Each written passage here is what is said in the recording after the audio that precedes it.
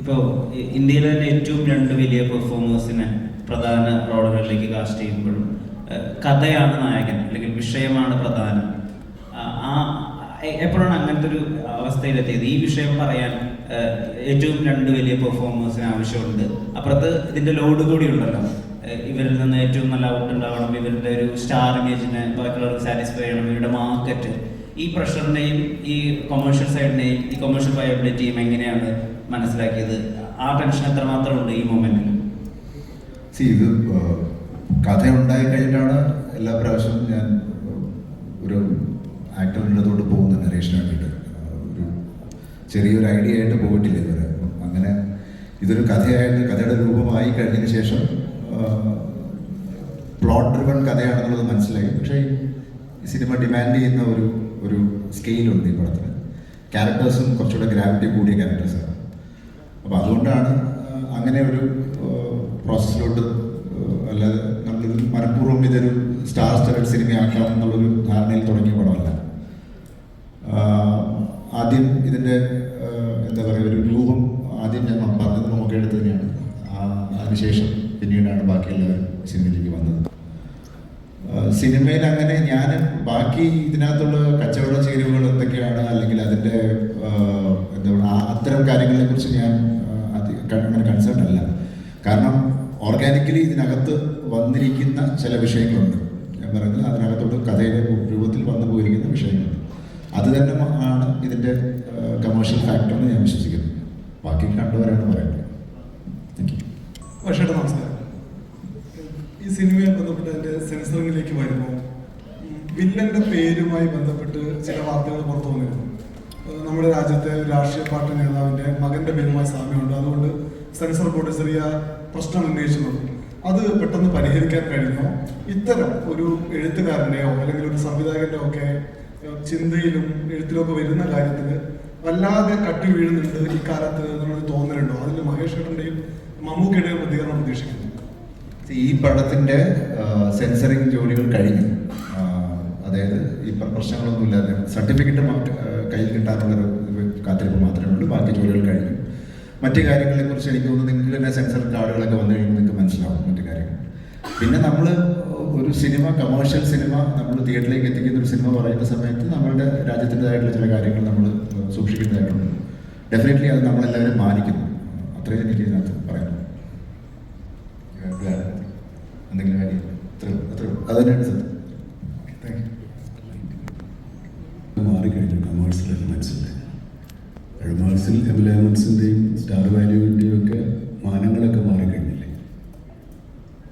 അതുകൊണ്ട് അതൊന്നും ഈ സിനിമയെ ബാധിക്കാൻ സാധ്യതയില്ല. ഈ സിനിമയെ സംബന്ധിച്ചിടത്തോളം കഥയും കഥയ്ക്കൊത്ത നടന്മാരുമാണ് ഈ സിനിമയിൽ ഉൾപ്പെടുത്തിയിരിക്കുന്നത്. തീർച്ചയായിട്ടും അത് തന്നെയായിരിക്കും ഇതിൻ്റെ ഏറ്റവും വലിയ കമേഴ്ഷ്യൽ ഘടകം.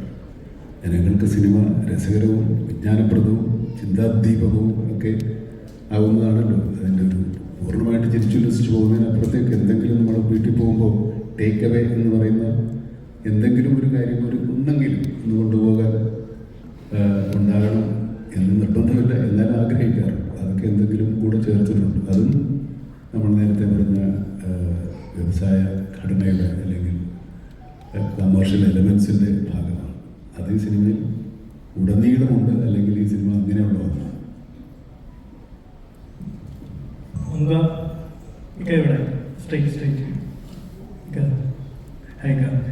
ഇന്ത്യൻ സിനിമയിൽ സ്റ്റാർഡം നോക്കാതെ സിനിമ ചെയ്യുന്ന രണ്ട് സൂപ്പർ സ്റ്റാർ ഉണ്ടെങ്കിൽ അത് മമ്മൂക്കയും ലാലേട്ടനുമാണ്. ഇപ്പോൾ പാട്രിയറ്റിലേക്ക് വരുവാണെങ്കിൽ മമ്മൂക്ക തന്നെ പണ്ട് പറഞ്ഞിട്ടുണ്ട്, ആക്ടിങ് ഈസ് ഓൾസോ റിയാക്ടിങ് എന്നുള്ള രീതിയിൽ ഇന്റർവ്യൂവിൽ പറഞ്ഞായിട്ട് ശ്രദ്ധിച്ചിട്ടുണ്ട്.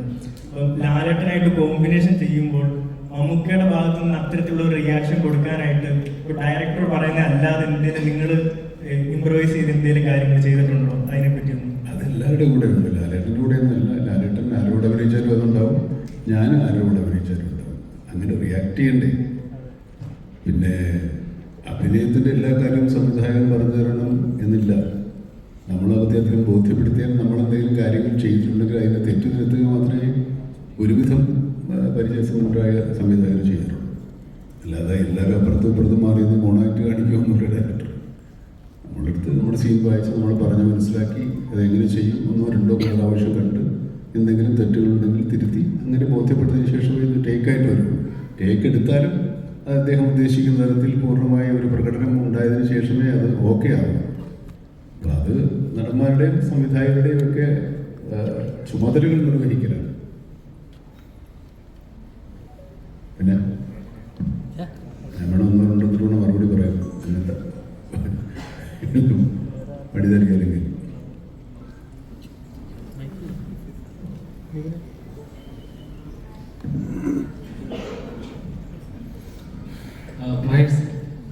നമസ്കാരം സാർ.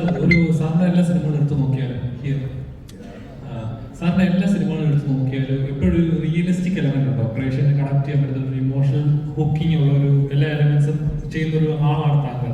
അപ്പം പാട്രിയറ്റ് എടുത്ത് നോക്കിയാൽ തന്നെ ഒരു ഡൗട്ടാണ്, അതായത് ഒരു ആക്ഷൻ ഒരു ത്രില്ലർ എലമെന്റ്സ് അല്ലാതെ ഒരു നോർമൽ ഓഡിയൻസിനെ ഇമോഷണലി ഹുക്ക് ചെയ്യാനുള്ള എന്ത് എലമെന്റ് ആണ് പാട്രിയറ്റ് ഉള്ളത്?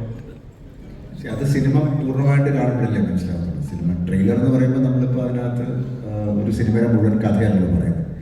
പിന്നെ ഈ പറഞ്ഞ പോലെ ഈ ഒരു സിനിമ ഒരു ഒരു ഒരു ഒരു പ്രത്യേകതരം സാഹചര്യത്തിൽ ഉണ്ടായപ്പെടുന്നൊരു സാധനമാണ്. അപ്പോൾ അത് സമൂഹത്തിൽ നടക്കുന്ന ചില വിഷയങ്ങളെ ബേസ് ചെയ്തിട്ടാണ് ഞാൻ പലപ്പോഴും സിനിമകൾ എഴുതിയിരിക്കുന്നത്. അപ്പോൾ അതുകൊണ്ട് തന്നെ ഇതിനകത്തും അങ്ങനെ ഒരു വിഷയമുണ്ട്. അത് കണക്റ്റ് ആവാനുള്ള വിശ്വാസത്തിലാണ് ഈ സിനിമ എടുത്തിരിക്കുന്നത്. അപ്പം depends on the nature of cinema. ചിലപ്പോൾ ഞാനൊരു പടം കുറച്ചുകൂടെ ഇൻഡി സ്പേസിലായിരിക്കും ചെയ്യുന്നത്, ചിലപ്പോൾ കുറച്ചുകൂടെ കമേഴ്ഷ്യൽ സ്പേസിലായിരിക്കും ചെയ്യുന്നത്. മാറി മാറി ചെയ്യുന്നതാണ് നല്ലതെന്ന് തോന്നുന്നു. അതേപോലെ ഈ സിനിമ അനൗൺസ് ചെയ്ത അന്ന് തൊട്ട് മലയാളികൾ ഏറ്റവും കൂടെ എക്സൈറ്റഡ് ആണ്. ഇതിന്റെ ഓരോ ന്യൂസ് പോസ്റ്ററുകൾ വരുമ്പോഴും പിന്നെ ന്യൂസുകൾ കാണുമ്പോഴും എല്ലാം എക്സൈറ്റഡ് ആണ്. എന്താണ് സംഭവിക്കുന്നത്? മമ്മൂക്ക ലാലേട്ടൻ ഫേസ് ടു ഫേസ് ഉള്ള സിനിമയായിരിക്കുമോ, അല്ലെങ്കിൽ ഒരുമിച്ച് എങ്ങനത്തെ ഒരു കഥാപാത്രമായിരിക്കാം? അതുമാത്രമല്ല, എത്രയും മലയാളം 2020 ശേഷം ഇത്രയും മൾട്ടി സ്റ്റാർസ് ഒരുമിക്കുന്ന ഒരു വലിയൊരു ചിത്രം കൂടിയാണ്. അപ്പോൾ ആ ഒരു എക്സ്പെക്ടേഷൻസ് ഒക്കെ ഒരുപാട് ഹൈ ആണ് ഓൾറെഡി. അപ്പോൾ ഓരോ കഥാപാത്രത്തിനും ആ സ്ക്രീൻ സ്പേസ് എത്രത്തോളം ഉണ്ടാകുന്ന ഒരു ടെൻഷൻ എപ്പോഴും ഉണ്ടായിട്ടുണ്ടോ? അതുകൊണ്ടാണ് ഞാൻ നേരത്തെ പറഞ്ഞത്, കഥ മുഴുവനായതിനു ശേഷമാണ് ആക്ടേഴ്സിനെ അപ്രോച്ച് ചെയ്തിരിക്കുന്നത്. അപ്പം അവരവർക്ക് ചെയ്യാനുള്ള പാർട്ടുകൾ നമുക്ക് നേരത്തെ പറഞ്ഞ പോലെ ഒരു പ്ലോട്ട് ഡ്രിവൺ കഥയ്ക്കകത്ത് എല്ലാവർക്കും താരങ്ങളായിട്ടല്ല കഥാപാത്രങ്ങളായിട്ട് അഭിനയിക്കാനുള്ള സ്പേസ് ഉള്ളതുകൊണ്ടാണ് എനിക്ക് തോന്നുന്നു എല്ലാവരും വന്നിരിക്കുന്നത്. അല്ലാതെ ആരും ഇങ്ങനൊരു കോൺസെപ്റ്റുകൾ ചെയ്തേക്കാം, നമ്മളിങ്ങനെ ഒരു താരനിബിഡമായ സിനിമ ചെയ്തേക്കാം എന്നുള്ളൊരു ധാരണയിൽ ഇനിയുള്ള കാലത്ത് എനിക്ക് തോന്നുന്നില്ല മലയാളത്തിൽ അങ്ങനെ സിനിമ ഉണ്ടാവും. സിനിമ ഡിമാൻഡ് ചെയ്യുന്നുണ്ടെങ്കിൽ ഡെഫിനറ്റ്ലി അതിന് നമുക്ക് അപ്രോച്ച് ചെയ്യാൻ പറ്റുന്നുണ്ട്. അങ്ങനെയാണ് അത് എന്താ പറയുന്നത്, ആക്ടേഴ്സിനെയാണ് കൂടുതൽ ഫോക്കസ് ചെയ്യുന്നത്. നമുക്ക് ഇപ്പോൾ ഒരുപാട് നാളത്തിന് ശേഷം കാത്തിരിപ്പിന് ശേഷം ഇറങ്ങുന്ന ഒരു ചിത്രം തന്നെ ഏറ്റവും കൂടുതൽ മലയാളികൾ എക്സ്പെക്ട് ചെയ്യുന്ന ഓരോ സിനിമ ഇറങ്ങുന്ന സമയത്തും പറയാറുണ്ട് മമ്മൂക്ക ലാലേട്ടൻ ഒരുമിക്കുന്ന ഒരു ചിത്രം എന്ന് വരും, അതിൻ്റെ റിസൾട്ടാണ് നീ ഒന്നിന് വരാൻ പോകുന്നത്. എത്രത്തോളം എക്സൈറ്റഡ് ആണ് ഒരു സ്ക്രീനിൽ വീണ്ടും ഒരേപോലെ പ്രേക്ഷകർ കാണുമ്പോൾ ഒരു എക്സൈറ്റ്മെന്റ് ഉണ്ടല്ലോ? അത് നമ്മൾ ഈ പല ഭാഷകളിൽ നിന്നും മാസ സിനിമകളിലൂടെ വന്നിറങ്ങാറുണ്ട്, നമ്മളത് കൈയടിച്ച് സ്വീകരിക്കാറുണ്ട്. അങ്ങനത്തെ ഒരു മാസ സിനിമ നമ്മളാരെങ്കിലും അഭിനയിച്ചാൽ നിങ്ങൾ അത്ര കൈയടിച്ച് സ്വീകരിക്കാനില്ല. എന്തുകൊണ്ടാണ്? ഞങ്ങളിൽ നിങ്ങൾ അതല്ല പ്രതീക്ഷിക്കുന്നത് എന്നുള്ള ഒരു കാര്യം കൂടെ ആലോചിക്കണം. ഇപ്പം ഞങ്ങൾ രണ്ടുപേരും കൂടെ അങ്ങോട്ടും ഇങ്ങോട്ടും വന്ന് മറ്റേ പടത്തിൽ വന്നു ടീം ടൂർ എന്നൊക്കെ പറഞ്ഞ് ഡയലോഗ് അടിച്ച് അങ്ങോട്ടും ഇങ്ങോട്ടും ഇടിയിടിച്ച് അവസരം കെട്ടിപ്പിടിച്ച് മൂന്നാമതിലാണ് ഇടിക്കുന്ന കഥയല്ല ഇത്. ഞങ്ങൾ രണ്ടുപേരും രണ്ട് കഥാപാത്രങ്ങളായിട്ട് അഭിനയിക്കുന്നത്. അതിൽ ഈ നിങ്ങൾ പറയുന്ന സ്റ്റാർഡം മറ്റേ കൊമേഴ്ഷ്യൽ വാല്യൂ ഒക്കെ ഉള്ളവർ തന്നെയാണ്. അത് നിങ്ങളുണ്ടാക്കി തന്നാണ്. പ്രേക്ഷകരാണ് ഈ സിനിമയിൽ ഇങ്ങനെയൊക്കെ അവതരിപ്പിക്കാനും അഭിനയിക്കാനും ഞങ്ങളെ പ്രേരിപ്പിക്കുന്നത്. ഞങ്ങൾ വളർത്തിയെടുത്തുവെന്നോ അങ്ങനത്തെ കാര്യങ്ങളൊക്കെ പറയുന്ന കാലം പോയിട്ടോ. നിങ്ങൾ വളർന്നത് കൊണ്ടാണ് ഞങ്ങൾ വളർന്നത്. ഇതേതരം സിനിമകൾ പ്രേക്ഷകൻ കാണാൻ മാത്രം വളർന്നിരിക്കുന്നുള്ള ധൈര്യത്തിലാണ് ഇങ്ങനെയുള്ള സിനിമകൾ നമ്മൾ എടുക്കുന്നത്. അല്ലെങ്കിൽ രണ്ടുപേരും കൂടെ നീ ആവരുത് ഞാനാവരുത് എന്നൊക്കെ പറഞ്ഞു വരാം. അങ്ങനെയൊന്നും വരുന്നില്ല. ഞങ്ങൾ രണ്ടുപേരും രണ്ട് കഥാപാത്രങ്ങളായിട്ടാണ് അഭിനയിക്കുന്നത്. ഒരുപക്ഷെ എന്നെ സംബന്ധിച്ചിടത്തോളം, ലാലിനെ സംബന്ധിച്ചിടത്തോളം ഈ സിനിമയിൽ ഞങ്ങൾ ഇത് മുമ്പ് കണ്ടിട്ടില്ലാത്ത കഥാപാത്രങ്ങളായിട്ടാണ്. മലയാള പ്രേക്ഷകർക്ക് അധികം പരിചയമില്ലാത്ത കഥാപാത്രങ്ങൾ, പരിചയമില്ലാത്ത കഥാപശ്ചാത്തലമാണ് ഈ സിനിമയിലുള്ളത്. കാരണം നമ്മൾ കുറച്ചുകൂടെ ദേശീയ അന്തർദേശീയ തലത്തിലേക്ക് നമ്മുടെ കഥാപരിസരങ്ങൾ മാറുകയാണ്. നമ്മൾ എത്രത്തോളം വളരുന്നു എന്നുള്ളത് തന്നെയാണ് അതിൻ്റെ ഏറ്റവും വലിയ തെളിവ്. അല്ലെങ്കിൽ ഇങ്ങനെ ഒരു സിനിമ എടുക്കാൻ ഇനി മലയാള സിനിമ 10-15 കൊല്ലം കൂടെ കഴിയണം. നമ്മൾ 15 കൊല്ലം മുമ്പിലാണ്, പുറകിലല്ല. അതുകൊണ്ട് ധൈര്യമായിട്ട് ഈ സിനിമ എടുക്കാൻ സാധിച്ചു. അതിന് ഒരുപാട് സപ്പോർട്ട് നമ്മുടെ പ്രൊഡക്ഷൻ സൈഡിൽ നിന്നുണ്ടായി. മറ്റു ടെക്നീഷ്യൻസും ആർട്ടിസ്റ്റുകളും ഇങ്ങനെ ഒരു സിനിമയോട് സഹകരിച്ചു. ഇനിയുള്ള സഹകരണം പ്രേക്ഷകൻ്റെയാണ്. അത് തീർച്ചയായിട്ടും ഉണ്ടാവുമെന്നുള്ള വിശ്വാസമുണ്ട്. ഈ സിനിമ കാണുന്ന ഒരു പുതിയ കാഴ്ചയാണ് ഈ സിനിമയുടെ ഫോട്ടോഗ്രാഫിയാണ് ശരി, മേക്കിംഗ് ആയാലും ശരി. ഒരുപക്ഷെ നമ്മളിങ്ങനെ കണ്ട് ശീലിച്ചില്ലാത്ത നമ്മുടെ ശീലങ്ങൾക്കൊക്കെ ഒരു മാറ്റം ഉണ്ടാക്കുന്ന രീതിയിലുള്ള സിനിമയാണ്. ഈ സിനിമ വളരെ കൂടുതൽ ആളുകൾ കാണുകയും വലിയ രീതിയിൽ സ്വീകരിക്കപ്പെടുകയും ചെയ്താൽ ഇത് മലയാള സിനിമയുടെ ഒരു മുതൽക്കൂട്ടും ഒരു നാഴികക്കല്ലുമായി മാറും. ഈ സിനിമ മുതൽ ആകും ഇനി സിനിമകൾ. ഇതുപോലെയുള്ള വലിയ സിനിമകൾ മലയാളികൾക്ക് പ്രൊഡ്യൂസ് ചെയ്യാനും എടുക്കാനും സാധിക്കുമെന്നുള്ള ഒരു വിശ്വാസം തരുന്ന പ്രേക്ഷകനാണ് കേരളത്തിലുള്ളത് എന്നുള്ളത് കൊണ്ടാണ് ഈ സിനിമ എടുക്കുന്നത്. നമ്മളിത് പാൻ ഇന്ത്യൻ സിനിമയല്ല, ഇത് മലയാളികൾക്ക് വേണ്ടിയുള്ള സിനിമയാണ്. മലയാളം കൂടുതൽ സംസാരിക്കുന്ന സിനിമയാണ്. നമ്മുടെ സായിപ്പന്മാരാരും മലയാളം പറയുന്ന സിനിമയല്ലേ ഇത്. സായിപ്പന്മാരൊക്കെ ഇംഗ്ലീഷ് തന്നെയാണ് പറയും. അതുകൊണ്ട് ഇവിടുത്തെ പ്രേക്ഷകന് വേണ്ടി എടുത്ത സിനിമയാണ്. നിങ്ങൾക്കും ഇഷ്ടപ്പെട്ടെങ്കിൽ ആ ഒരു ധൈര്യത്തിന് വേണേൽ നമുക്ക് മറ്റുള്ളവരെ കാണിക്കാം. അതിനപ്പുറത്തേക്ക് ഇതിനകത്തൊരു പാൻ ഇന്ത്യൻ ഇല്ല. ഈ സിനിമ പാൻ ഇന്ത്യൻ ആയിട്ട് എടുത്തിട്ടില്ല. പാൻ ഇന്ത്യൻ ആക്കേണ്ടത് പ്രേക്ഷകർ. താങ്ക് യു മോഹൻക. ഞങ്ങൾ രക്ഷപ്പെട്ടെ. ഇനിയെല്ലാം നിങ്ങളുടെ ദുരൂഹ സാഹചര്യത്തിന്റെ പ്രസ് മീറ്റിൽ പറയാറുണ്ടോ അതൊരു ചെറിയ പെരുന്നാളാണ്, വലിയ പെരുന്നാൾ മെയ് 1 എത്തുന്നുണ്ടെന്ന്. മെയ് 1 അധികം ദിവസങ്ങളില്ല. അപ്പം അതേപോലെ തന്നെ ഇപ്പം ഒരു 2 ലെജൻസിന് മുമ്പിൽ ഒരേ ഫ്രെയിമിൽ ആ സ്പേസ് ഷെയർ ചെയ്യാനുള്ള ചെറിയൊരു കാര്യമല്ല അത്. എങ്ങനെ ഉണ്ടായിരുന്നു അവരുമായിട്ടുള്ള ഓരോ എന്താ പറയുക, ഇടിച്ചു നിൽക്കാൻ പുറപാട് കിട്ടോ? ഇല്ല, ഞാനൊരു ഓളത്തിനൊക്കെ പോവുമായിരുന്നു. ഇതൊക്കെ ഒരു സ്വപ്നം അല്ലെങ്കിൽ ഒരു സ്വപ്ന സഞ്ചാരം എന്നുള്ള രീതിയിൽ കാണുവാനായിട്ട് ഞാൻ ആഗ്രഹിക്കുന്നു. ഓഫ്കോഴ്സ് നമ്മൾ ക്യാമറ ഓണാകുമ്പോൾ നമുക്ക് കഥാപാത്രങ്ങളായിട്ട് മാറുന്നു. എന്നതിനപ്പുറം 2 പ്രതിഭകളുടെ കൂടെ, മഹാപ്രതിഭകളുടെ കൂടെ അവരോടൊപ്പം ഒരു സിനിമ യാത്ര എന്ന് പറയുന്നത് ഏതൊരു അഭിനേതാവും, മലയാളത്തിലുള്ള അഭിനേതാവ് എന്നുള്ള മാത്രമല്ല, ഏതൊരു അഭിനേതാവും കൊതിക്കുന്ന കാര്യമാണ്. അപ്പോൾ ആ ഭാഗ്യങ്ങൾ വീണ്ടും വീണ്ടും വരുന്നു എന്നുള്ളതൊരു വലിയ അനുഗ്രഹമായിട്ട് ഞാൻ കരുതുന്നു.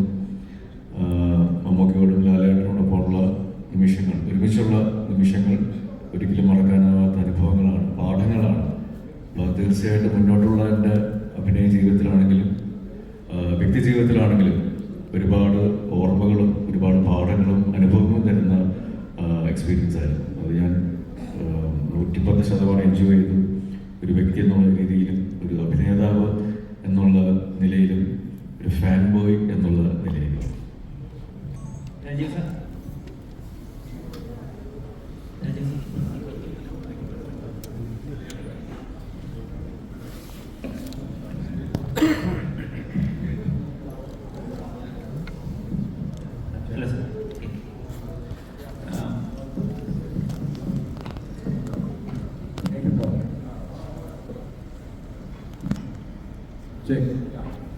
ഇപ്പോൾ മമ്മൂക്കയെ ഡയറക്റ്റ് ചെയ്തിട്ടുള്ള ആളാണ്, ലാലേട്ടനോടൊപ്പം പ്രവർത്തിക്കുകയും ചെയ്തു.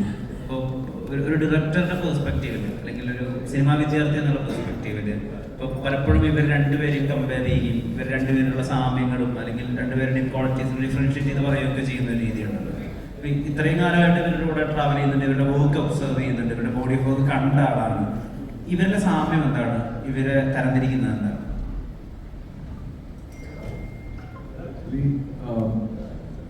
സാമ്യം എന്ന് പറഞ്ഞാൽ ഈ ഒരു റോൾ പലവിധമായ റോൾ കിട്ടിയിട്ട് അതിനെ പെർഫോം ചെയ്യുന്നതാണ്. ഇപ്പോൾ ഒരു ചെറിയ സ്റ്റേറ്റിൻ്റെ ഉള്ളിൽ ഒരുമാതിരി 500ഓളം പടങ്ങൾ ചെയ്യുക എന്ന് പറഞ്ഞാൽ ഇറ്റ്സ് നോട്ട് എ ജോക്ക്. അത് ഇവരുടെ വെറൈറ്റിയാണ്, ഇവർ കൊണ്ടുവരുന്ന variety.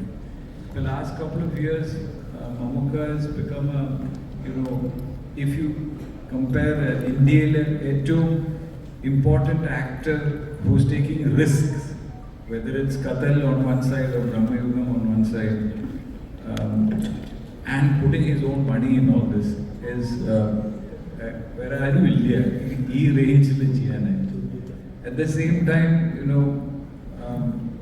Mohanlal is known all over India as the actor ഏറ്റവും ഈസി ആയിട്ട് ആക്ട് ചെയ്യുന്ന ആള്. അപ്പം ഇങ്ങനത്തെ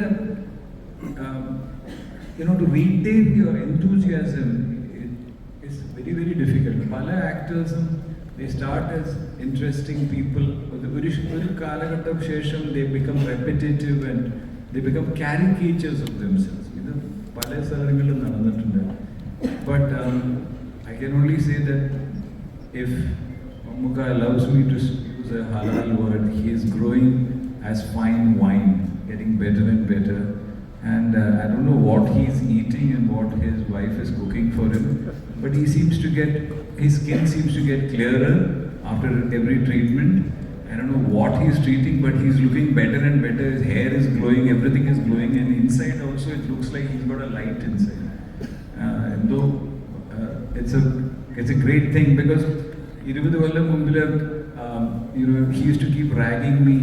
ഈ ഡ്രസ്സൊക്കെ കറക്റ്റാണോ, ഞാൻ ഐശ്വര്യ റായുടെ കൂടെ ആക്ട് ചെയ്യുന്ന സമയത്ത് ഇത് ശരിയാവോ എന്നൊക്കെ. ഇപ്പം Aishwarya Rai is may be he still looking young. So അങ്ങനെ ഒരു ഭയങ്കര ഒരു ചാമാണ്.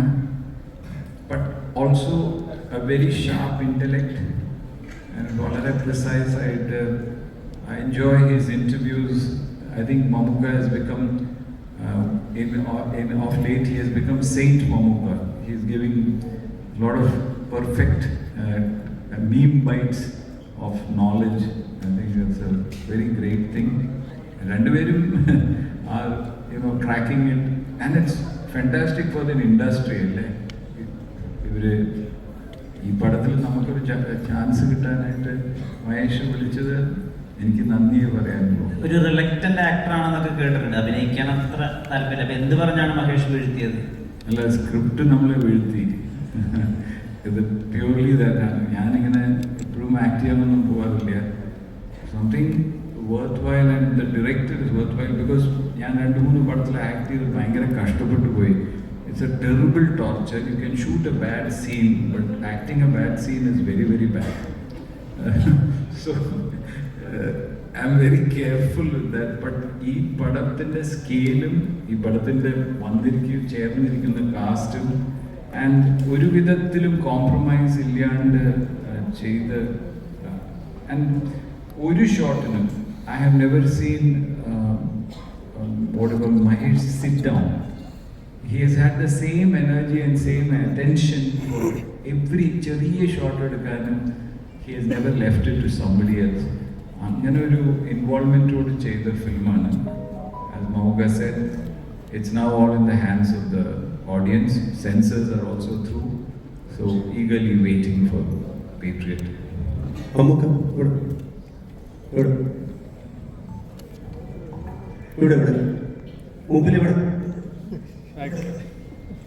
ഇപ്പോ ടെക്നോളജിയിലും Mammootty ഒത്തിരി മുൻപന്തിരിക്കുന്ന ആളാണ്.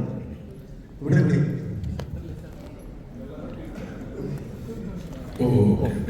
ടെക്നോളജിയിൽ ഇപ്പോൾ Mammootty മുൻപന്തിരിക്കുന്ന ആളാണ്. ഒരു പുതിയ ഫോൺ ഇറങ്ങിയാൽ Mammootty ആദ്യം സ്വന്തമാക്കും. അതേപോലെ സിനിമയുടെ ടെക്നോളജിയിൽ ഐമാക്സിൽ ഷൂട്ട് ചെയ്തൊരു സിനിമ Mammoottyയാണ് നമുക്ക് എപ്പോൾ കാണാൻ പറ്റും. അതിനുവേണ്ടി ഒരു ട്രൈ ചെയ്ത് ഫോണൊന്നും വലിയ ടെക്നോളജി അല്ല. ഇപ്പോൾ ഐമാക്സിൽ ഷൂട്ട് ചെയ്യാനായിട്ട് ആദ്യം ഒരു ഐമാക്സ് ക്യാമറ ഉണ്ടാവണം. ഐമാക്സ് ക്യാമറയൊന്നും അത്ര പോപ്പുലർ അല്ല. നോളനൊക്കെ ക്യാമറ ഉണ്ടാക്കിയിട്ടാണ് എല്ലാ രാജ്യവും ഷൂട്ട് ചെയ്ത്. ശരി, അപ്പൊ പുള്ളി സമ്മതിച്ചിട്ടുണ്ട്. നമുക്ക് ചെയ്യാം.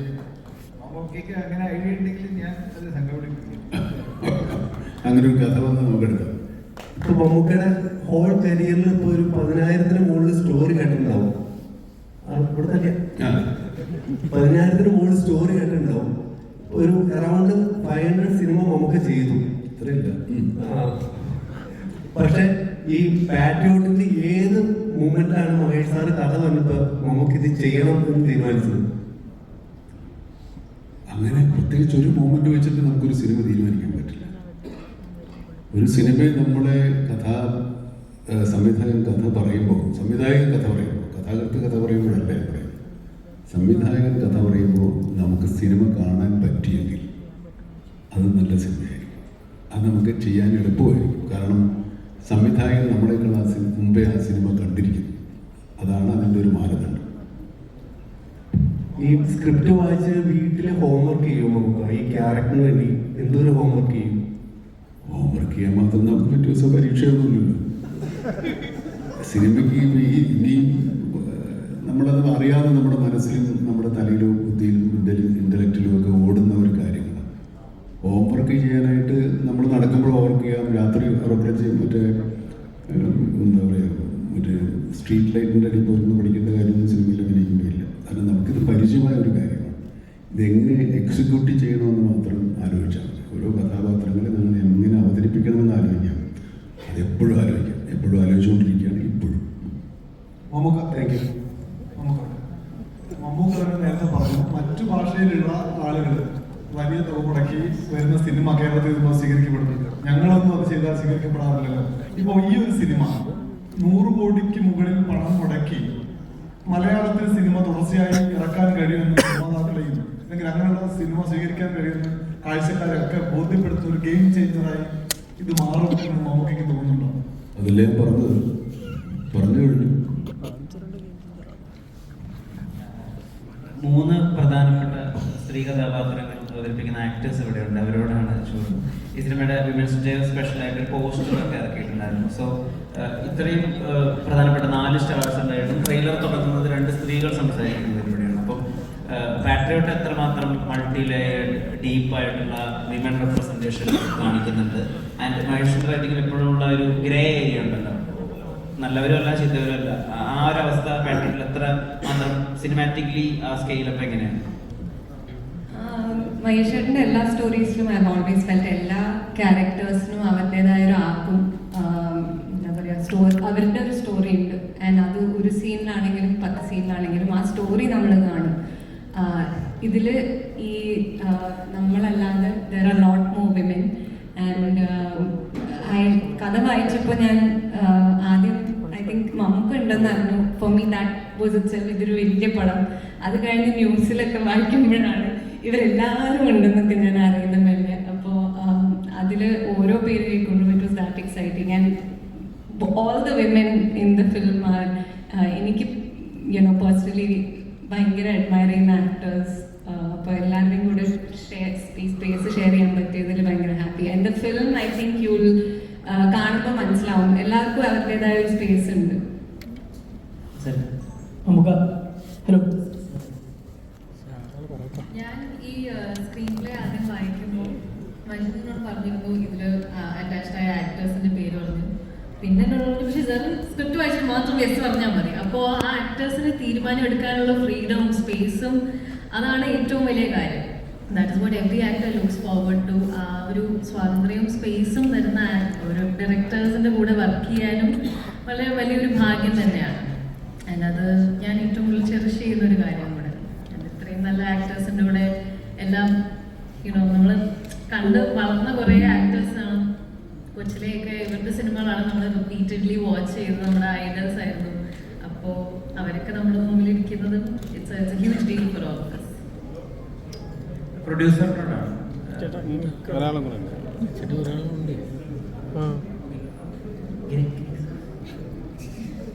Thank you. ഞാൻ ഇതിലേക്ക് വന്നത് വളരെ അൺഎക്സ്പെക്റ്റഡ് ആയിട്ടാണ്. ഞാൻ പാട്രിയോട്ടിൻ്റെ സെറ്റിൽ തന്നെ മമ്മൂക്കയെ കാണാൻ വേണ്ടി ചെന്നതാണ് ഒരു ദിവസം. അപ്പോൾ ഷൂട്ട് ചെയ്യുന്നതിൻ്റെ സമയത്ത് തന്നെ മഹേഷേട്ടൻ ഇങ്ങനെ ക്രോസ് ചെയ്ത് പോയി. ഞാനിത് എവിടെ ചോദിച്ചു, ഞാൻ മമ്മൂക്കയെ കാണാൻ വന്നത്. ശരി എന്ന് പറഞ്ഞ് പോയി. കുറച്ച് കഴിഞ്ഞ് വീണ്ടും മഹേഷേട്ടൻ വന്നിട്ട് ഇങ്ങനെ എൻ്റെ മാറ്റി നിർത്തി ചോദിച്ചു, ഇതൊരു ചെറിയ ക്യാരക്ടർ ഒന്നും ചെയ്യാമോ എന്ന് ചോദിച്ചു. ഞാൻ ചേട്ടാ നോക്കാമല്ലോ എന്ന് പറഞ്ഞു. അദ്ദേഹം പിന്നെ അടുത്ത വർക്കിലേക്ക് ജോയിൻ ചെയ്തു. പിന്നെ മമ്മൂക്കയുടെ കൂടെയും അനുചേട്ടൻ്റെ കൂടെ ഇങ്ങനെ സംസാരിക്കുന്ന കൂട്ടത്തിൽ അനുചേട്ടൻ ഇങ്ങനെ വീണ്ടും പറഞ്ഞു, പ്ലീസിനോട് ഇങ്ങനെ മനുഷ്യ ക്യാരക്ടറിൻ്റെ കാര്യം പറഞ്ഞിട്ടുണ്ട്, നമുക്ക് ചെയ്ത ക്യാരക്ടർ പിന്നെ പർട്ടിക്കുലർ ക്യാരക്ടർ അപ്പോൾ നമുക്ക് പറഞ്ഞു അതവിടെ ചെയ്തോളൂ എന്ന് പറഞ്ഞു. അങ്ങനെയാണ് ഞാൻ സിനിമയിലേക്ക് വരുന്നത്. ഭയങ്കര അൺഎക്സ്പെക്റ്റഡ് ആയിരുന്നു. എനിക്ക് പിന്നെ ഒന്നും അതിൽ നോക്കേണ്ടി വന്നില്ല. ഐ വാസ് ലൈക്ക് അതൊരു വലിയൊരു ഓപ്പർച്യൂണിറ്റിയാണ്. എനിക്ക് കൂടുതലും കോമ്പിനേഷൻ ഉണ്ടായിരുന്നത് മമ്മൂക്കയുടെ ലാലേട്ടൻ്റെ കൂടെയാണ്. വളരെ ചെറിയൊരു ക്യാരക്ടറാണ്. But thank you so much മഹേഷേട്ടാ അതിനെ വിളിച്ചതിലും. ചെറുതാണെങ്കിലും അതിനുള്ളൊരു സ്പേസ് ഉണ്ട്. ഏതൊരു ക്യാരക്ടറിനും റൈറ്ററും ഡയറക്ടറും അല്ലെങ്കിൽ ബാക്കി എല്ലാ ക്യാരക്ടേഴ്സും വരുമ്പോൾ ഉണ്ടാകുന്ന ഒരു ഇമ്പാക്റ്റ് എന്ന് പറയുന്നത് ഭയങ്കര വലുതാണ്. I am so grateful and thank you so much. പ്രൊഡ്യൂസറിനോടാണ് ചോദിക്കുന്നത്. അനിൽ സാർ, ഇപ്പോൾ ഇത്രയും വലിയൊരു പ്രൊജക്റ്റ് മൗണ്ട് ചെയ്യുമ്പോൾ ഇതിന്റെ കോണ്ടന്റ് ആണോ ഏറ്റവും വലിയൊരു ഒരു പ്രതീക്ഷ? ഈ സ്റ്റാർ കാസ്റ്റും ഉണ്ട്. ഏതാണ് ഏറ്റവും അധികം ഇത്രയും വലിയൊരു പ്രൊജക്റ്റ് മുതൽ മുടക്ക് നടത്തുമ്പോൾ ഒരുപാട് ചിന്തകളുണ്ടാവും. അതിൽ എന്തിനാണ് ഏറ്റവും അധികം സ്വയം കോൺഫിഡൻസ് നൽകിയത്?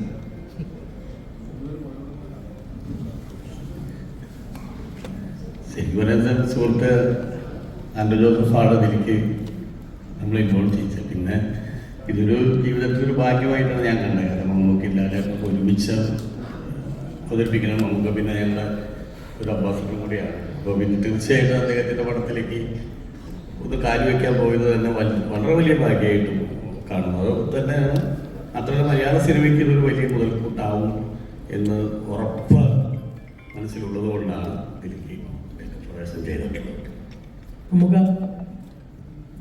First of all good evening all. ഞങ്ങൾ 3 പേരും ഇതിനകത്ത് പ്രൊഡ്യൂസർമാരുണ്ട്. ഞങ്ങളുടെ അമരക്കാരനായ ആൻഡ്രൂ ജോസഫ് കഴിഞ്ഞ 1.5 വർഷമായി ഈ സിനിമയുടെ പിന്നാലെ ഓടിക്കൊണ്ടിരിക്കുന്നു. ഇന്നും ഈ സീറ്റിൽ വന്നിരിക്കാൻ അദ്ദേഹത്തിന് കഴിഞ്ഞിട്ടില്ല. അദ്ദേഹം വളരെ വിഷമപൂർവ്വം ഞാൻ ഓർക്കുകയാണ്.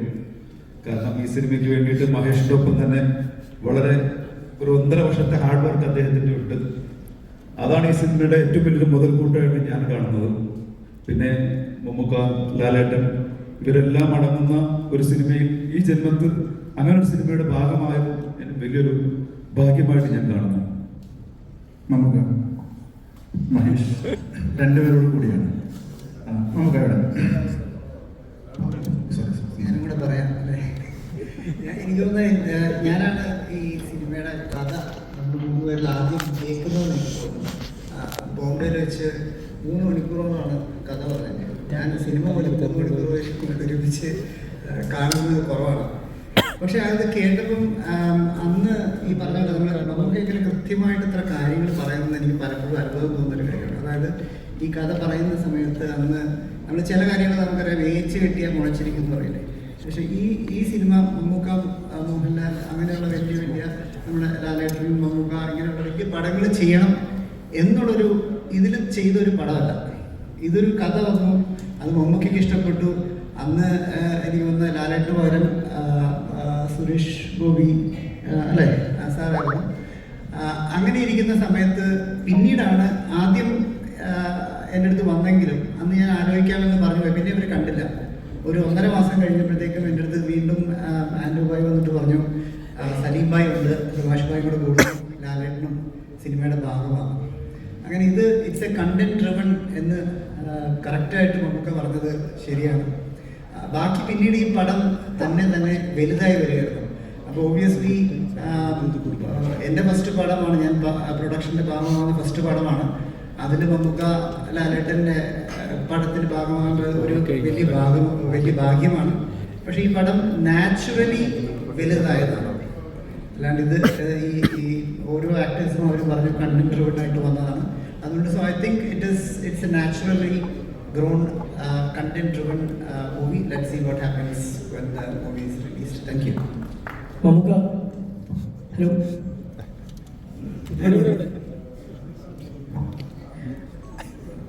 നമുക്ക് ഫസ്റ്റ് ഓഫ് ഓൾ ഭയങ്കര സന്തോഷം അറിയിക്കുന്നു. ഞങ്ങൾ സ്ക്രീനിൽ ഏറ്റവും കൂടുതൽ കാണാൻ ഇഷ്ടപ്പെടുന്ന 2 ആളുകൾ വർഷങ്ങൾക്ക് ശേഷം ഒരുമിച്ച് വീണ്ടും തിരിച്ചു വരുവാണ്. സോ അതിൻ്റെ ഒരു സന്തോഷം അറിയിക്കുന്നു. നമുക്ക് എൻ്റെ ക്വസ്റ്റ്യൻ എന്ന് വെച്ചാൽ, ഇതിലൊരു കാർത്തിക സിംഗ് സീനുണ്ട്, കണ്ടില്ല.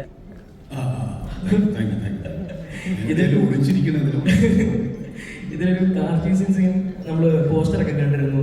അപ്പോൾ അതിനെപ്പറ്റി ഒരു റൂമറൊക്കെ വന്നിരുന്നു. അതായത് നമുക്ക് ലാലേട്ടൻ്റെ കാലിനാണ് ഹോൾഡ് ചെയ്തിരുന്നത് ആ സീനകത്ത്. അപ്പോൾ ആ സീൻ ചെയ്ത എക്സ്പീരിയൻസ് എങ്ങനെ ഉണ്ടായിരുന്നു? അതിനെപ്പറ്റി അതിൻ്റെ കഥ ലാലേട്ടൻ്റെ കാലിനാണ് നമുക്ക് ഹോൾഡ് ചെയ്ത് നിന്നത്. അതാണ് ആ കാർത്തിക സിംഗ് സീനിനകത്തെ ഈ ഡോറ് സൈഡിലോട്ട് കാല് ഹോൾഡ് ചെയ്യുന്നില്ല. ഒരു റൂമറൊക്കെ വന്നിരുന്നു. പുള്ളി ഊന്നുകൂടി വെച്ചിരിക്കുക. പുള്ളിയാണ് ഊന്നുകൂടി വെച്ചിരിക്കുന്നത്. ഇത് മനസ്സിലായില്ല എന്താ ചോദ്യം? ആ ഒരു ഫൈറ്റ് സീൻ, അതായത് ആ ചേസിങ് സീൻ ചെയ്ത എക്സ്പീരിയൻസ് എങ്ങനെ ഉണ്ടായിരുന്നു? ആ ഒരു ചേസിങ് സീൻ ചെയ്ത എക്സ്പീരിയൻസ് എങ്ങനെ ഉണ്ടായിരുന്നു?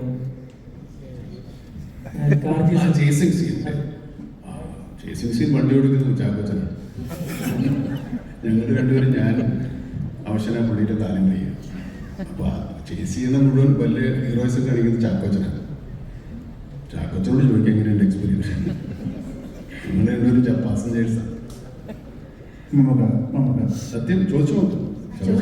പറ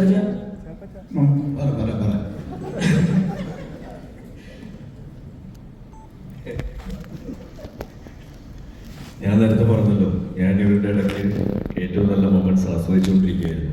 ഒരു ചേസായിട്ട് എനിക്ക് തോന്നിയില്ല. I was chasing my dreams. അത്രേ ഉള്ളൂ. ഒരു കാര്യം ഒന്ന് ഉറപ്പിച്ച സമയത്തിന്റെ റെസ്ട്രിക്ഷൻ ഉണ്ട്. ഒരു ചോദ്യം, മഹേഷ് മമ്മൂക്ക രണ്ടുപേരും ഒരുമിച്ച് നമ്മൾ ഓരോ കാര്യം ജഡ്ജ് ചെയ്യുന്നത് കാഴ്ചയിലൂടെയാണ്. ഇപ്പം സച്ചിൻ തെണ്ടുൽക്കർ വലിയൊരു ക്രിക്കറ്ററാണ്, നമ്മൾ കണ്ട് മനസ്സിലാക്കിയത്. സച്ചിൻ തെണ്ടുൽക്കർ വലിയൊരു ക്രിക്കറ്ററാണ്, നമ്മൾ കണ്ട് മനസ്സിലാക്കിയതാണ്.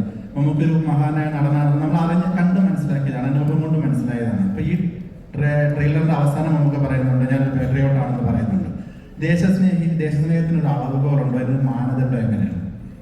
അങ്ങനെ നമ്മൾ അയാളൊരു വലിയ ദേശസ്നേഹിയാണ് നമ്മൾ പറയണമെങ്കിൽ അതിനൊരു അളവുകോലുണ്ടോ?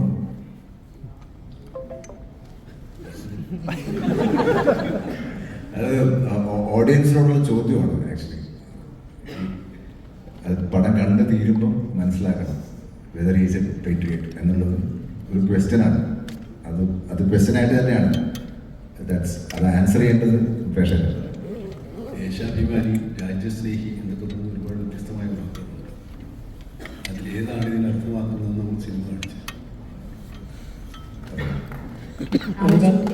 ഒരു ചോദ്യമായി അങ്ങോട്ട് തന്നു. സമയമുള്ളതുകൊണ്ടാണ്, എന്നോട് തോന്നരുത്. ഇനി ആക്ച്വലി സ്പീക്കിംഗ് ആ സൈഡിലേക്ക് നോക്കുകയാണെങ്കിൽ 3 ഹാൻസം ഗൈസ് ഇവിടെ ഇല്ലാതിരിക്കുകയാണ്. I hope the character speaks loud in the movies, all 3 of yours, but still ഇങ്ങനെ ഒരു വേദിയിൽ നിങ്ങൾ സംസാരിക്കാതെ പോകുന്നത് നമ്മൾ സമ്മതിക്കില്ല. So I would love to request yourself to speak something to the audience. Ishan, Shahin and Sanar, one of you, good start. എല്ലാവർക്കും നമസ്കാരം. അധികമായിട്ടൊന്നും പറയാനില്ല. Thank you so much for coming today. എല്ലാവരും നമ്മൾ സപ്പോർട്ട് ചെയ്യുക. ഇതൊരു ആക്ടറെ സംബന്ധിച്ച് എനിക്കൊരു ഡ്രീമാണ്. കാരണം ഈ പടത്തിൽ എന്നെ കാസ്റ്റ് ചെയ്തത് സിനിമ സ്റ്റാർട്ട് ചെയ്ത ശേഷമാണ്. അപ്പോൾ ഈ പടം അനൗൺസ് ചെയ്ത സമയത്ത് MMMN എന്നാണ് ടൈറ്റിൽ കൊടുത്തിരുന്നത്. അപ്പോൾ എൻ്റെ ഫ്രണ്ട്സ് എല്ലാവരും അയച്ചു കൊടുത്തു, ഇങ്ങനത്തെ ഒരു മൂവിയുണ്ട്, നമുക്കെല്ലാവരും വീണ്ടും ഒരുമിച്ച് സിനിമ അഭിനയിക്കാൻ പോകണമെന്ന് പറഞ്ഞിട്ട് ഞാൻ ഭയങ്കര ഹാപ്പി ആയിരുന്നു. ഒരു ജസ്റ്റ് ആസ് എൻ ഓഡിയൻസ്. പക്ഷേ ഇതിൽ എന്നെ കാസ്റ്റ് ചെയ്യാൻ ഒരു ക്യാരക്ടറെ വിളിച്ചപ്പോൾ ഇതിനേക്കാൾ ഒന്നുമില്ല. അപ്പോൾ താങ്ക് യു സോ മച്ച് മഹേഷേട്ടാ, അനു ചേട്ടൻ, നമുക്ക് എല്ലാവരും താങ്ക് യു. എല്ലാവർക്കും നമസ്കാരം. നമ്മളെല്ലാവരും പറയുന്നത് ഈ മൂവി ഒരു ഡ്രീം കം ട്രൂ ആണ്. അതിൽ ഒരു കാരണം എന്താണെന്ന് വെച്ചാൽ ഞാൻ കുഞ്ഞിലെ കണ്ടു വളർന്ന ഒരുപാട് ഇംഗ്ലീഷ് മൂവീസ് ഉണ്ട്. അതേപോലെ ഒരു എക്സ്പീരിയൻസ് ആയിരുന്നു എനിക്ക് മൂവി. ബിക്കോസ് 1.5 വർഷം എടുത്ത് ഷൂട്ട് ചെയ്തു. നമുക്ക് മാസത്തിൽ 2-3 ദിവസമൊക്കെ വർക്ക് ഉണ്ടാവുള്ളൂ. പക്ഷേ വേറെ വേറെ രാജ്യങ്ങളിലാണ്. നമുക്ക് വീട്ടിലൊക്കെ പറയാൻ ഭയങ്കര അഭിമാനമാണ്. ഞാനിപ്പോൾ അസർബൈജാനിലേക്ക്, ഞാൻ ശ്രീലങ്കയിലാണ്, ഞാൻ വീണ്ടും ശ്രീലങ്കയിലെത്തി, പിന്നെ ഹൈദരാബാദാണ്. പിന്നെ ഞാൻ പറയട്ടെ, നമ്മൾ പോവാൻ ഐഡന്റിറ്റി ഒക്കെ ഇല്ലേ, അതൊക്കെ കാണുമ്പോൾ ഒരു എക്സ്പീരിയൻസ് ആയിരുന്നു എനിക്ക് ഈ സിനിമയിൽ അഭിനയിക്കും. ഇത്രയും വലിയൊരു സിനിമയുടെ ഭാഗമാകാൻ പറ്റുക ഗ്രേറ്റസ്റ്റ് ടീമുണ്ടാവും. മഹേഷ് ഏട്ടൻ ആസ് എ ഡയറക്ടർ മാത്രമല്ല, മഹേഷിനൊപ്പം 2ാമത്തെ മൂവി ചെയ്യണം. ഗ്രേറ്റസ്റ്റ് ആക്ടേഴ്സ്, ഗ്രേറ്റസ്റ്റ് ക്രൂ, ഇവരൊക്കെ ഇപ്പം എൻ്റെ ഭാഗമാവുക.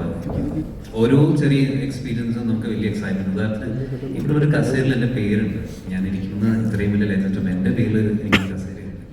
അപ്പം അതുൾപ്പെടെ ഒരു വലിയ എക്സ്പീരിയൻസ് ആയിരുന്നു മൂവി. ഇനി ഇത് ഏറ്റവും വലിയ സക്സസ്ഫുൾ മൂവി ആവട്ടെ എന്ന് പ്രാർത്ഥിക്കുന്നു. Thank you. എല്ലാവർക്കും നമസ്കാരം. ഒരുപാട് കാര്യങ്ങൾ പറയാനുണ്ട്. പക്ഷേ കുറച്ച് സമയത്തിൻ്റെ പരിമിതിയായിരുന്നു. എന്താണ് പറയേണ്ടതെന്ന് എനിക്ക് പെട്ടെന്ന് മനസ്സിലാവുന്നില്ല. പക്ഷേ ഈ സിനിമയിലേക്ക് വന്നതിനെ കുറിച്ച് ആദ്യം പറയാം. മാലിക് എന്ന സിനിമയിൽ ഫ്രണ്ടി എന്ന് പറഞ്ഞിട്ടൊരു റോളിലാണ് ഞാൻ ആദ്യമായിട്ട് സിനിമയിൽ എന്ന് വെച്ചാൽ കമേഴ്ഷ്യൽ സിനിമയിലേക്ക് വരുന്നത്. അത് മഹേഷേട്ടനാണ് എനിക്ക് ആ റോൾ തരുന്നത്. അതുപോലെ അത് കഴിഞ്ഞിട്ട് എനിക്കൊരു ആക്സിഡന്റ് പറ്റിയിട്ടുണ്ടായിരുന്നു. കുറച്ച് നാൾ എനിക്ക് ഗ്യാപ്പ് വന്നു. അങ്ങനെ അപ്പോൾ ആ സമയത്ത് ഞാൻ മഹേഷേട്ടൻ്റെ അടുത്ത് ഇങ്ങനെ ഒരു സിനിമ വരുന്നുണ്ടെന്ന് അറിഞ്ഞപ്പോൾ ഞാൻ മഹേഷേട്ടനോട്, മഹേഷേട്ടാ ഈ സിനിമയിൽ ഞാൻ കൂടെ എന്തെങ്കിലും വർക്ക് ചെയ്തോട്ടെ, ഒരു അസിസ്റ്റന്റ് ഡയറക്ടറായിട്ട് നിന്നോട്ടെന്ന് ചോദിച്ചപ്പോൾ മഹേഷേട്ടൻ പറഞ്ഞോടാ നിനക്ക് ഞാൻ ഒരു റോള് തരാം എന്ന് പറഞ്ഞിട്ടുണ്ടായിരുന്നു. അപ്പം അങ്ങനെയാണ് എനിക്ക് ഈ റോള് കിട്ടിയത്. അപ്പോൾ ഇത് മാലിക് OTT-യിൽ റിലീസ് ആയതുകൊണ്ട് ഇപ്പോൾ ഈ സിനിമയാണ് എൻ്റെ മലയാളത്തിൽ തിയേറ്ററിൽ റിലീസ് ആകുമ്പോൾ ആദ്യത്തെ സിനിമ എന്ന് ആലോചിക്കുന്നത് തന്നെ എനിക്ക് തീർത്താ ഒരു നന്ദിയും കടപ്പാടുമാണ്. കാരണം ബീയിങ് എ മലയാളി, ഞങ്ങൾ മലയാളി ആയിരിക്കുക എന്ന് പറയുന്നത് തന്നെ എനിക്ക് ഏറ്റവും കൂടുതൽ അഭിമാനം തോന്നിയിട്ടുള്ള കാര്യം മമ്മൂക്കയും ലാലേട്ടനും നമ്മുടെ ലോകത്തിന്റെ ഭാഗമായിട്ട് ഇവിടെ ഇരിക്കുന്ന ഈ ലോകത്ത് ചെറുപ്പം തൊട്ട് ഇവരെ കണ്ട് വളരാൻ പറ്റി എന്ന് പറയുന്നതാണ് എനിക്ക് ഏറ്റവും വലിയ ഭാഗ്യമായിട്ട് തോന്നിയിട്ടുള്ള ഒരു കാര്യം. അപ്പൊ അങ്ങനെയുള്ള രണ്ട് ലെജൻസിന്റെ കൂടെ അഭിനയിക്കാൻ പറ്റി, അവരെ കണ്ട് അവരുടെ കൂടെ കുറച്ചു നേരം അവരുടെ എല്ലാം, അവരുടെ അഭിനയം, അവരുടെ എല്ലാം കണ്ട് മനസ്സിലാക്കാൻ പറ്റിയെന്ന് പറയുന്നതാണ് ഇതിനകത്തുള്ള ഏറ്റവും വലിയ ടേക്ക് അവേ. അപ്പോൾ എല്ലാത്തിനും മഹേഷേട്ടനോടും ഇതിൻ്റെ പ്രൊഡ്യൂസറിനോടും മമ്മൂക്കയോടും ലാലേട്ടനോടും എല്ലാവരോടും തീർത്താ നന്ദി മാത്രമുള്ളൂ. എല്ലാവരും പടം കണ്ടിട്ട് വിജയിക്കും. Thank you. ഒരു ചോദ്യം കൂടെ ചോദിച്ചിട്ട് ഇവിടെ മമ്മൂക്ക വാമ്പയർ വരും എന്ന് പറഞ്ഞു, ഉടനെ വരൂ?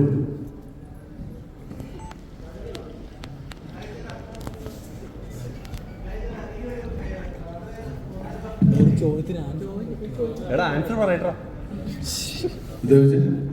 മമ്മൂക്കയുടെ വാമ്പയർ വരുമെന്ന് പേടിക്കണ്ട, കുറച്ചുകൂടെ കഴിഞ്ഞിട്ട് വരും. ഞെട്ടിക്കും.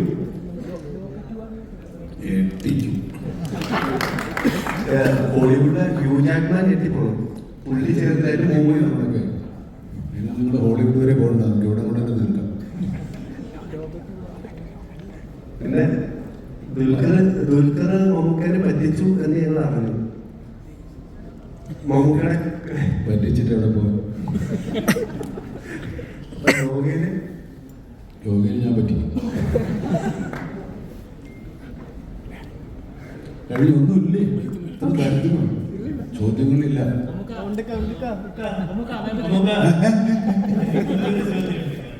ചോദിച്ചെന്ന് ചോദ്യം കൊണ്ട് തന്നെ അറിയില്ലേ? ഒന്നോ രണ്ടോ കൂടെ ആവും, അല്ലെങ്കിൽ എന്നെ വിളിപ്പായി പോയിട്ട്. ഇന്ത്യ മൊത്തം അപ്രീഷിയേറ്റ് ചെയ്യുന്ന അത്തരത്തിലുള്ള ഒരു ആക്ടറാണ് ഫഹദ് ഫാസിൽ എന്ന ആക്ടറിനെ. ഇന്ത്യ മൊത്തത്തിലുള്ളവർ പുള്ളിയുടെ ആക്ടിങ്ങിന് പ്രൈസ് ചെയ്യുന്നുണ്ട്. ഇപ്പം മമ്മൂക്ക ആണെങ്കിൽ, എൻ്റെ അറിവ് ശരിയാണെങ്കിൽ, ഫാഫ കംബാക്ക് നടത്തിയപ്പോൾ റീഎൻട്രി നടത്തിയപ്പോൾ മമ്മൂക്ക ചാപ്പാക്കുരിശിന്റെ ഫസ്റ്റ് ഷോട്ട് എന്തോ കണ്ടിട്ട് ആദ്യം പറഞ്ഞ സംഭവം ചെക്കൻ കാലനാണ് എന്നുള്ള രീതിയിൽ പറഞ്ഞു എന്ന് ഒരു ന്യൂസ് കേട്ടിട്ടുണ്ട്. സത്യമാണെന്ന് അറിയത്തില്ല. ഓക്കെ, അപ്പം ഫഹദ് ഫാസിലായിട്ട് ഈ സിനിമയിൽ രണ്ട് ലെജൻസ് വർക്ക് ചെയ്യുന്നു. രണ്ടാമത്തെ സിനിമ ഈ ഒരു സിനിമയിലേക്ക് വരുമ്പോൾ എങ്ങനെ ഉണ്ടായിരുന്നു? ചാക്കോച്ചനുണ്ട്, വളരെ മര്യാദക്കാരാണ്, കുഴപ്പമൊന്നുമില്ല. നമ്മളെ കണ്ടും നമ്മൾ കണ്ടും വളർന്നതല്ലേ, കുഴപ്പമൊന്നുമില്ല. നമുക്ക് പിടിച്ച് നിർത്താവുന്നവരോ, നമ്മളെ കൈവിട്ട് പോകില്ല അവര്. മമ്മൂക്ക ഒരു ചോദ്യം ഇവിടെ, മമ്മൂക്ക പറഞ്ഞത് അഭിമുഖങ്ങൾ കേട്ടിട്ടുണ്ട് ഇവിടെ, കേട്ടിട്ടുണ്ട്. അതായത് എനിക്ക് ഇനി അഭിനയിച്ച് പുതിയ മാറിയിട്ടില്ല, അഭിനയിച്ച് നിങ്ങളാണ് എന്നെ എക്സ്പ്ലോർ ചെയ്യേണ്ടത്, ഒരുപാട് ഇനി കഥാപാത്രങ്ങൾ ചെയ്യാനുണ്ട്. സിനിമ ആഗ്രഹിക്കുന്ന ഏതൊരു വ്യക്തി ആഗ്രഹിക്കുന്നതാണ് നിങ്ങൾ രണ്ടുപേരെയും വെച്ചൊരു സിനിമ ചെയ്യണം. ഒരു ഒരുപാട് സിനിമ എന്ന് പറഞ്ഞാൽ മമ്മൂക്ക അല്ല മോഹൻലാൽ എന്നൊരു മിത്തുണ്ട്.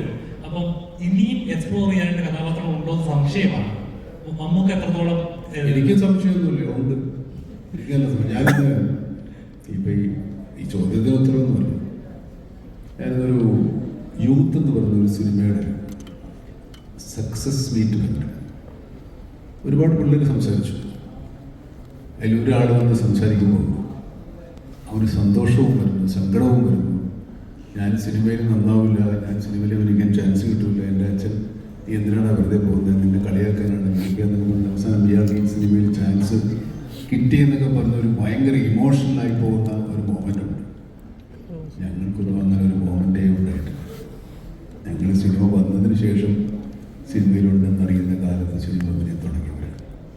ആ എക്സൈറ്റ്മെൻറ്റ്, ആ ആർത്തി, ആ ആഗ്രഹം, ആ ചെറുക്കനുണ്ട് ഇത്രത്തോളം ആഗ്രഹമുണ്ടോ അതിപ്പോഴും എനിക്കുണ്ട്.